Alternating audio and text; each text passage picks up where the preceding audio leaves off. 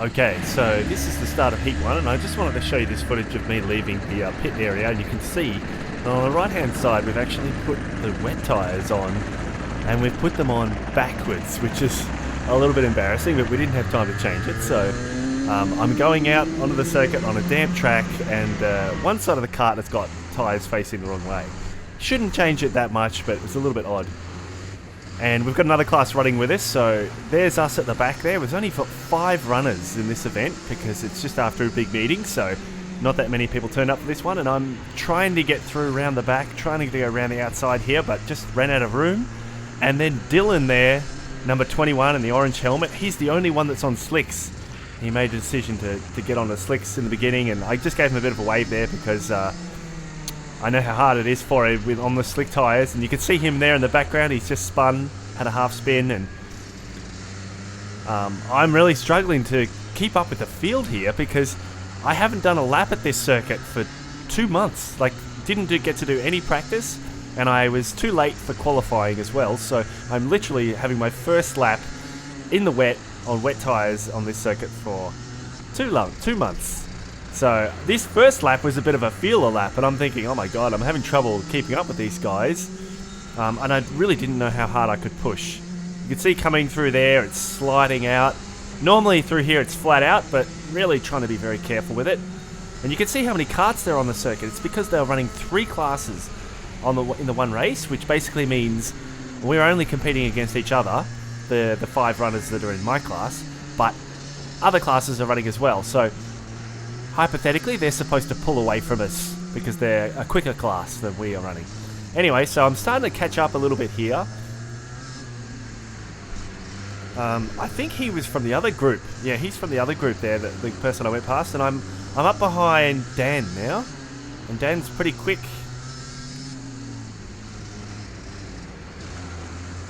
Then we can see Nick on the outside. So Nick, who was leading, actually got caught up in a little skirmish there, so now I think I'm up in 3rd in this class. So the one person, the P-plater, I think he's actually in a different class, so somehow he's ended up down amongst us, but he's not really going to affect our result. So I think Marco in the white helmet there is leading, and then that guy, and then Dan, and then myself. And you can see Dan's gone really wide there, but I couldn't quite get up the inside of him here, so I'll just follow for now. And as I said, it's really like an exploratory lap at the moment because we don't know how much grip there is, and I'm just finding a little bit more grip than Dan trying to get through, but it's a little bit hard. Trying to come up the inside here, but just couldn't make it. He's got a fair bit of acceleration there, and it felt really, really spongy. It was such an annoying feeling in this race because normally the slicks are so much quicker, but it's very spongy. There you go. Dan goes up the inside, and I tried to follow him through, but I actually ran into the back of that guy. I lost all my momentum, and you can see Nick has got past me. So Nick actually qualified on pole in this race, so he was at the front, and I was at the back because I didn't set a time.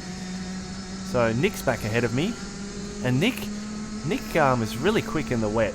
He's really racy in this one, so all credit to him. He's doing well. And there we go. So we're getting past the P-plater here. So I managed to get through on the left side. There we go. So now Marco is down there, and I think I'm coming up alongside Marco. And at the same time, Dan has spun off. And then this guy sends Nick wide, and so I managed to actually go into the lead here. So in our group, in our class, with only 5 runners, I was actually in front. So that was literally 4th to 1st within 2 corners. So that was really good. Nevertheless, it felt like a very painful race because you could just see how the lack of grip at the moment. It felt really, really spongy, so it was very difficult to get a good lap. Still wasn't going through there flat out, and I think later on I start to go a bit faster, but there we go, that one was flat out. And you can see how bad the rear tyres look.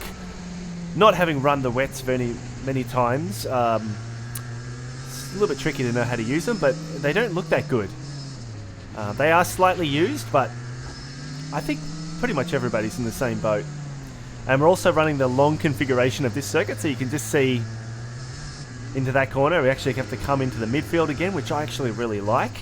Normally we just go straight, but you can just see how much slower it is. And Nick is holding on really well here.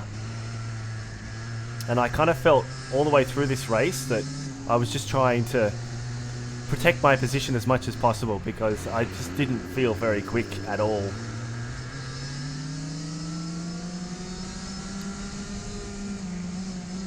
You can see all the green dots on my dashboard. That means I'm actually going faster than the previous lap, but everybody's going faster because it's very damp and it's getting drier and drier. There we go, coming into the first corner.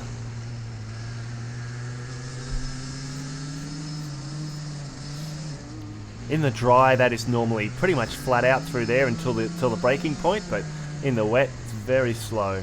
And there I am, just understeering all the way through that corner, so you can see there as well, I was getting a lot of understeer with this configuration.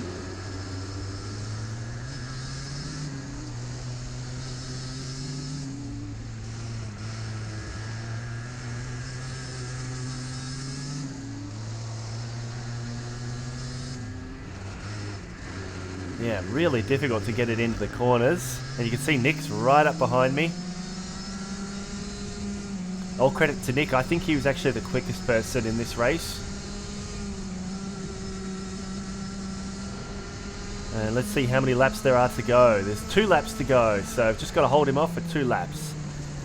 And you can see on the outside there, that's Dan. So Dan's actually gone off. He was in the front earlier, I think. But unfortunately, he outbraked himself in that first corner. And one of the things I always try to pride myself on is to not have an unnecessary mistake. So sometimes when you're in battle with people, it's hard to avoid having a spin or a crash or whatever, but I always try to remind myself, if I'm by myself, I need to push hard, but there's kind of no excuse for going off. So even though sometimes it's tricky if people get faster than you, the most important thing is to finish. And you can see Nick is getting up alongside me, but I knew that if I just kept the throttle flat to the floor, he wouldn't be able to come through. And you can just see he's up behind me, but not easy to find the way past. And you can see this guy behind us, he's actually from the other class, I'm pretty sure, so he's just trying to unlap himself, I think. And as I said, that class is actually a little bit faster than ours, so that makes sense that he would be trying to get back through. Oh, just sliding all the way through. I really didn't know what to do with that one.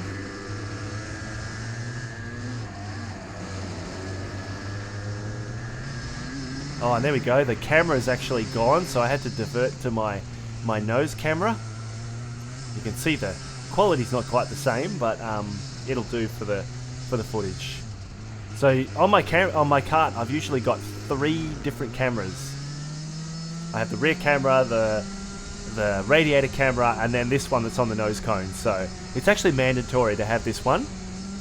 And there we go. This is the last lap. So I managed to hold off Nick for first place. So that was really good in our small little group.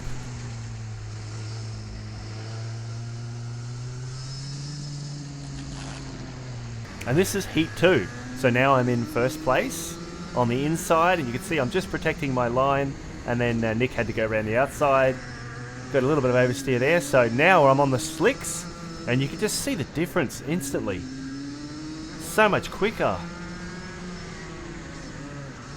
I'm just sending it in. Again, this is my first lap on this circuit in the dry for 2 months. So this is very much an exploratory lap again. And I was just sending it in. And people are everywhere. I'm thinking, geez. And then here I go extremely wide. And then in this corner, that is the worst entry ever. I completely lost the rear, but managed to keep it on the track. And then coming up to the flat out corner, and then the next one, there's something that happens. I lose my rear wheel and I get spun into a double 360. So that was quite a hairy moment.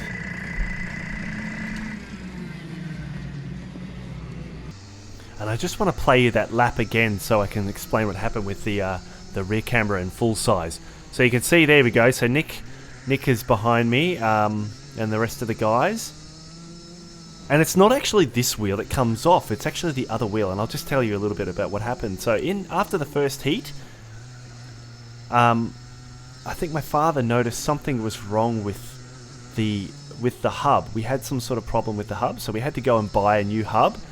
And it was a bit of a rush job, and I think he's forgotten to tighten up the rear hub, so it's actually flown off when I've gone over the bump over the last corner. So let's just watch this here as we're coming around. So you can't actually see the wheel that's going to come off, but you can just see how the spin is from this angle.